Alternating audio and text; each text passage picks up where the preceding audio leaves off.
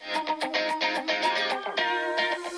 barangay tayo, ikaw at ako. Sa barangay tayo, sa barangay tayo. Sa barangay tayo, ikaw at ako. Madami ka matututunan, nakaalaman, kaya lagi tandaan. Sa barangay tayo.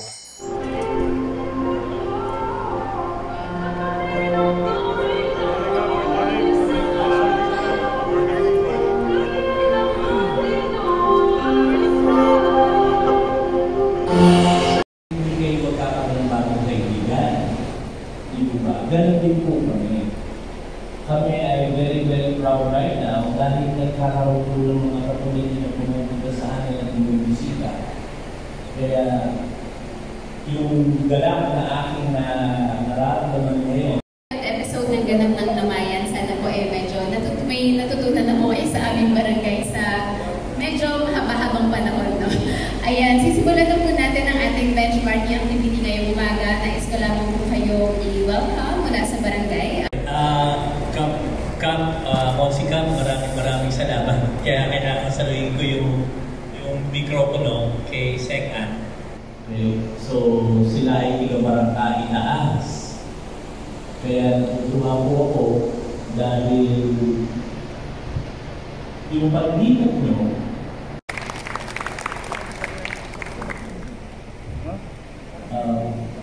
good morning to everybody. Good morning po after Konsi Cap.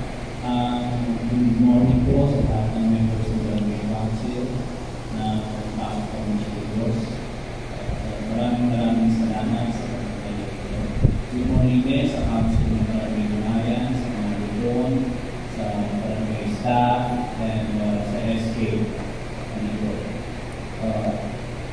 Una sa lahat, natutuwa po kami na kahit po katatapos lang ng eleksyon ay ready to go and serve the public agad at pasok pa ng Chile aking barangay dahil nandito po kayo agad at tayo ay magkaroon ng benchmarking activity.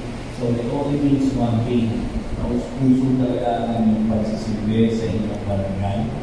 Gusto nyo magkaroon ng mga additional knowledge, which kami rin naman ay gusto namin po itong aming gagawin dahil iba po ang feeling na nagkakaroon ng bagong kaibigan.